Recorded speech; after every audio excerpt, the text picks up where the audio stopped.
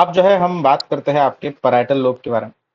Parietal lobe से पहले हमने फ्रंटल लोब पढ़ा। फ्रंटल लोब जो है एक्चुअली मोटर कॉर्टेक्स है। पैराइटल लोब जो है आपका सेंसरी कॉर्टेक्स है। पैराइटल लोब को सेंसरी कॉर्टेक्स क्यों बोलते हैं? क्योंकि इसके अंदर प्राइमरी सेंसरी एरिया है और आपका सेंसरी एसोसिएशन एरिया, ये दोनों एरियाज आपके जो सेंसरी एरियाज है ये दोनों पैराइटल लोब के अंदर लाई करते हैं। सबसे पहले बात करते हैं प्राइमरी सेंसरी एरिया, जो कि आपका एरिया नंबर 1 2 एंड 3 होता है। इसके दो काम होते हैं। एक होता है localisation of spinothalamic sensations and दूसरा perception of the posterior column sensations. इसको तुम बाद में देखेंगे। पहले हम देखते हैं लोकलाइजेशन ऑफ स्पाइनोथैलेमिक सेंसेशंस। आपके बॉडी में स्पाइनोथैलेमिक ट्रैक्ट्स होते हैं जो कि तीन सेंसेशंस को कैरी आउट करते हैं आपके स्किन से, मतलब सेंसरी ऑर्गन से, वो लेकर जाते हैं आपके ब्रेन तक। ये तीन स्पाइनोथैलेमिक सेंसेशंस कौन कौन से हैं? पेन है, टेम्परेचर है और क्रूड टच है। कैसे लेकर जाता है आपके स्पाइनोथैलेमिक ट्रैक्ट्स?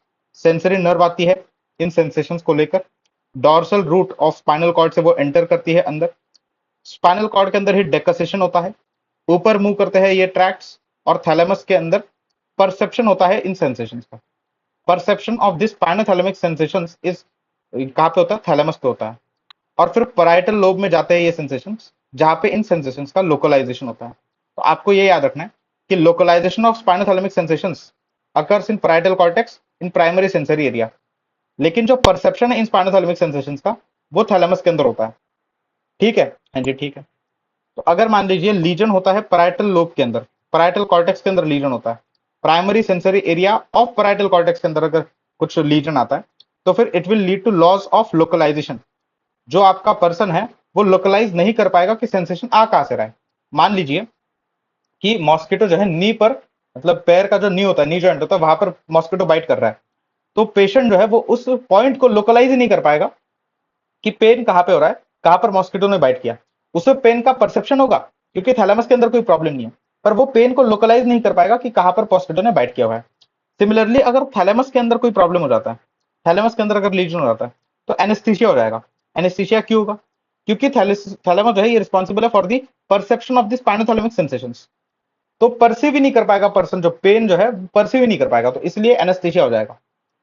फिर जो दूसरा काम मैंने बताया था कि जो दूसरा काम होता है आपका प्राइमरी सेंसरी एरिया का, वो होता है perception of the posterior column sensations like vibration, proprioception and fine touch. ये vibration, proprioception and fine touch, इन तीनों सेंसेशंस को परसीव करने का काम आपके प्राइमरी सेंसरी एरिया का होता है। फिर जैसे मोटर होम्युनकुलस होता था वैसे ही आपका सेंसरी होम्युनकुलस भी होता है। फिर हम बात करते हैं आपके सेंसरी एसोसिएशन एरिया के बारे में। तो सेंसरी एसोसिएशन आपके एरिया 5 7 से करस्पॉन्ड करता है और इस सेंसरी एसोसिएशन एरिया के चार फंक्शंस है: स्टेरियोग्नोसिस, ग्राफिस्थीजिया, टू पॉइंट डिस्क्रिमिनेशन और टेस्ट। सबसे पहले बात करते हैं स्टेरियोग्नोसिस के बारे में। तो what is stereognosis? It is ability to recognise an object on touch without seeing. बिना देखे किसी ऑब्जेक्ट को रिकॉग्नाइज करना just by touch is called as stereognosis. दूसरा जो आपका फंक्शन होता है सेंसरी एसोसिएशन एरिया का, वो होता है graphesthesia. Graphesthesia is ability to recognise via this tactile return stimulus. मान लीजिए आपने कोई टूथ प्रिक ली और उससे 8 ड्रॉ किया और फिर पर्सन ने बिना देखे बताया कि हाँ 8 ड्रॉ किया था, तो वो एबिलिटी है to recognise the tactile return stimulus, उसको हम कहते हैं ग्राफिस्थीजिया। और फिर टू पॉइंट डिस्क्रिमिनेशन, ये भी आपका फंक्शन होता है किसका? सेंसरी एसोसिएशन एरिया का। Last function of sensory association area is test identification. मतलब टेस्ट को आइडेंटिफाई कर पाते हैं हम due to sensory association area. अगर इसी सेंसरी एसोसिएशन एरिया के अंदर डिस्ट्रक्टिव लीजन आ जाए तो डिस्गुजिया हो जाएगा, मतलब टेस्ट को ही नहीं समझ पाएंगे, टेस्ट को आइडेंटिफाई नहीं कर पाएंगे। अगर इरिटेटिव लीजन हो जाता है आपके सेंसरी एसोसिएशन एरिया के अंदर, तो गस्टेटरी हेलुसिनेशन हो जाएंगे। क्या हो जाएंगे? Gustatory hallucination. आपको अलग अलग टेस्ट जो है अचानक से आने लगेंगे आपके माउथ के अंदर। फिर हम बात करते हैं आपके ऑप्टिक रेडिएशन के बारे में।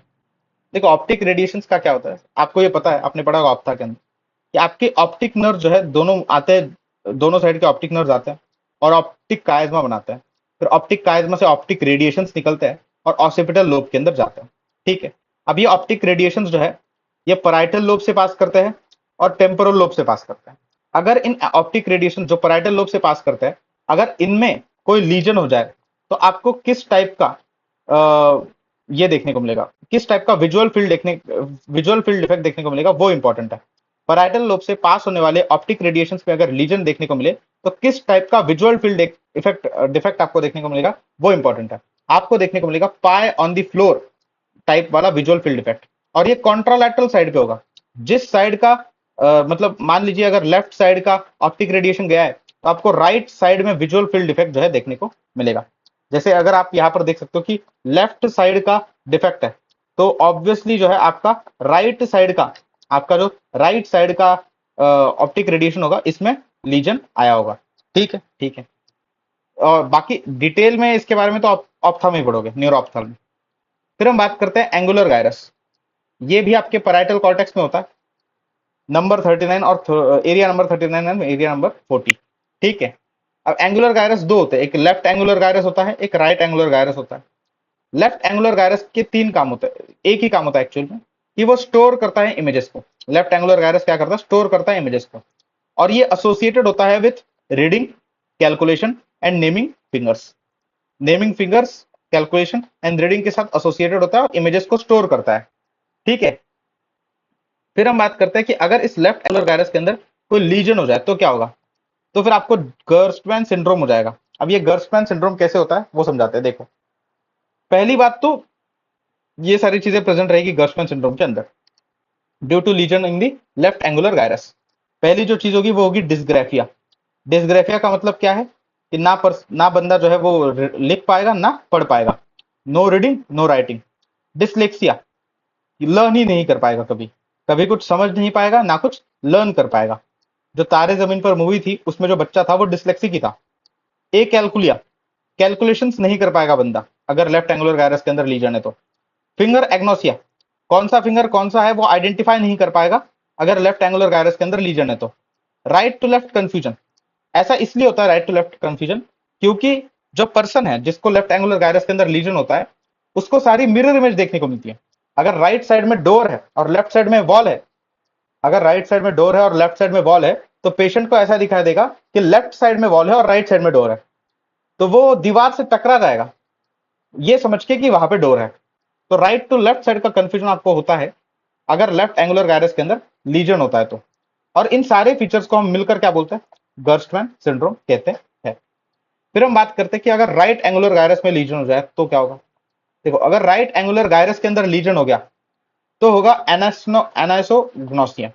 मतलब पहली बात तो you will be unaware of the deficit, कि आप में कोई डेफिसिट है, एनाइसोग्नोसिया, अनअवेयर ऑफ द डेफिसिट हो गया। दूसरा, जोग्राफिक अग्नोसिया। जोग्राफिक अग्नोसिया का मतलब क्या है, इनएबिलिटी टू लोकेट। जिस बंदे को ये राइट एंगुलर गायरस का लीजन होगा उसको खुद के घर का वॉशरूम कहां पे वो भी पता नहीं होगा। He will be unable to locate the washroom of his own house, geographic agnosia. Apraxia, कौन से अप्रैक्सिया करने देखने को मिलेंगे, एक हमने शायद से पहला जो फ्रंटल लो पढ़ा था वहां पे हमने लिम्ब काइनेटिक अप्रैक्सिया देखा था। यहाँ पर दो आपको अप्रैक्सिया देखने को मिलते हैं, ड्रेसिंग अप्रैक्सिया, कंस्ट्रक्शनल अप्रैक्सिया।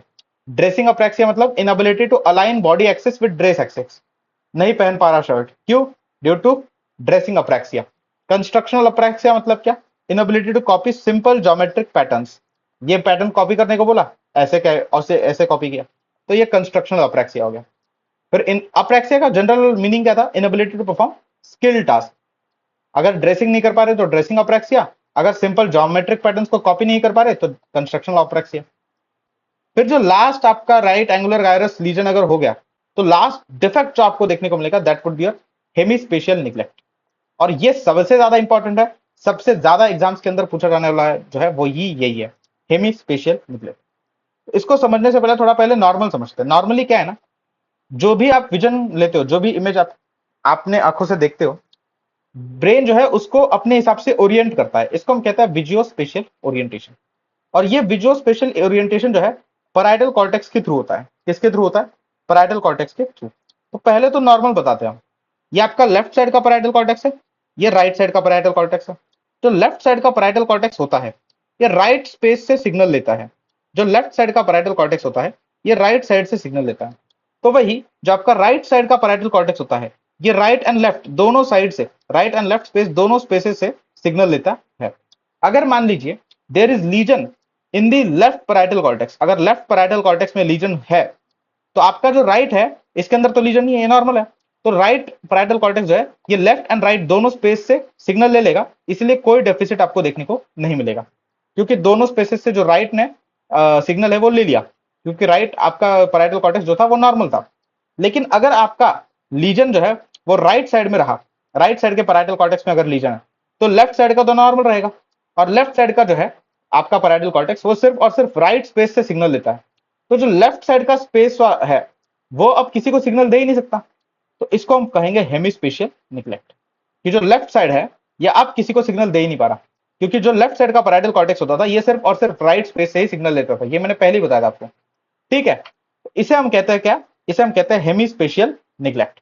तो ये जो पेशेंट होता है ना, ये लेफ्ट साइड की चीजों को देख ही नहीं पाता, ये क्या है, लेफ्ट साइड की चीजों को इग्नोर कर देता है। जैसे कि अगर आपको उस पेशेंट को बोला जाए कि इस स्क्वायर में जितने भी एज है उसको सर्कल करो, तो वो सारे सर्कल्स, सारे एज जो राइट साइड पे उसको तो मार्क कर देगा, पर लेफ्ट साइड को वो हेमिस्पेशियल निग्लेक्ट कर देगा, लेफ्ट साइड के सारे एज को वो मिस कर देगा। सिमिलरली वो इग्नोर करता है everything on the left side, इसी को कहते हैं हेमिस्पेशियल निग्लेक्ट। तो अब अगले इसमें जो है हम टेम्पोरल लोब के बारे में पढ़ते हैं।